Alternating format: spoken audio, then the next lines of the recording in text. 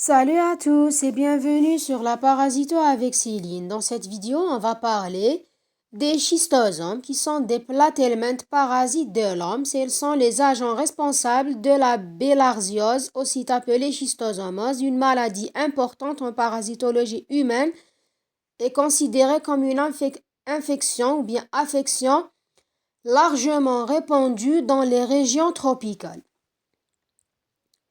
Les schistosomes, ce sont des trématodes, hématophages, platéhelminthes à sexe séparé, ce qui constitue une particularité parmi les trématodes.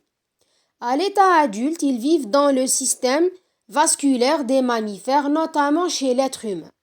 Le mâle est plus court et plus robuste, possède une gouttière ventrale appelée gynécophore dans laquelle se loge la femelle.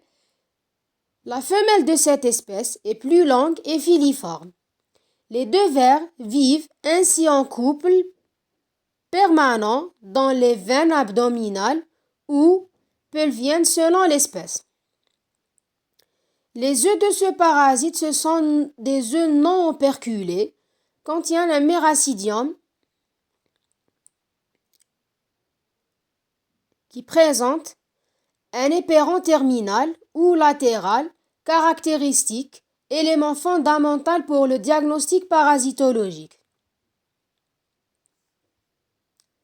Quand vous voyez dans cette image ou bien ces deux images, donc ce sont des photos réelles des schistosomes. Le cycle évolutif des schistosomes, c'est un cycle indirect complexe et c'est un cycle d'Ixen qui nécessite la présence obligatoire de deux hôtes où l'homme est considéré comme un hôte définitif et le mollusque des eaux douces qui joue le rôle de l'hôte intermédiaire. Les œufs sont éliminés dans les urines ou bien les matières fécales du mammifère infecté. Le plus souvent, le mammifère, c'est l'humain. Et au contact avec de l'eau douce, ils vont libérer des méracidiums qui vont pénétrer un escargot spécifique. À l'intérieur de celui-ci, le parasite se multiplie et donne naissance à des cercaires, qui sont des larves libres. Ces derniers, ils vont quitter l'escargot et pénétrer activement la peau d'un être humain lorsque d'un contact avec des eaux douces infectées. La pénétration de la peau de l'être humain se fait à partir des orteils des pieds.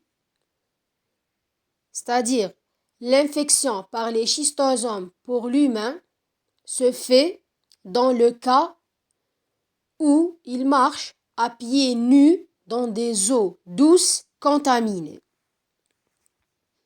Après pénétration, elle migre par la circulation sanguine vers le poumon ou bien le foie, puis se localise dans le plexus porte ou le plexus veineux pelvien, où elles deviennent adultes et capables à pondre des œufs.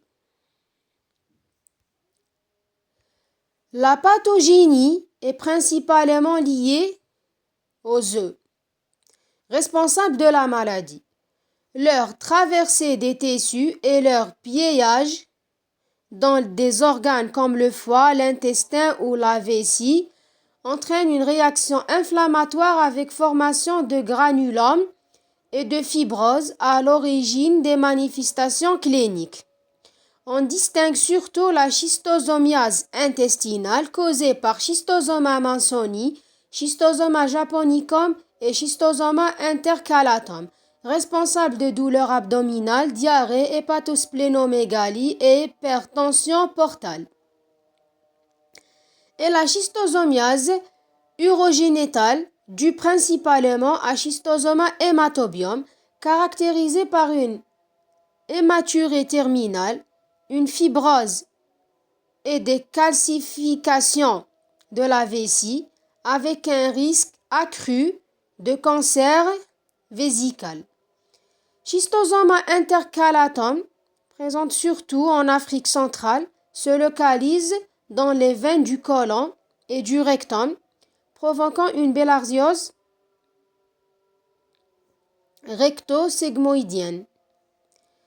Le diagnostic de cette parasitose repose sur la mise en évidence des œufs caractéristiques au microscope et le traitement de référence est le parasicantel. Sur le plan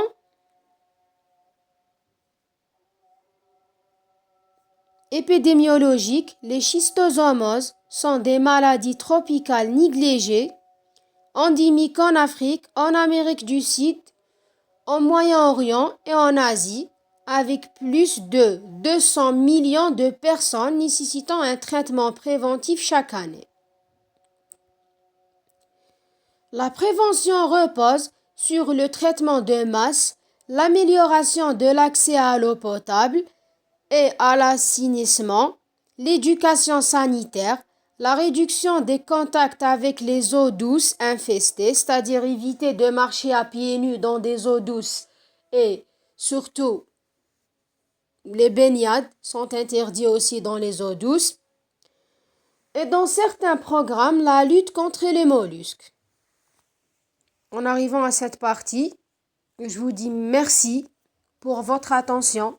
C'est la fin de notre vidéo. À très bientôt pour notre prochaine vidéo.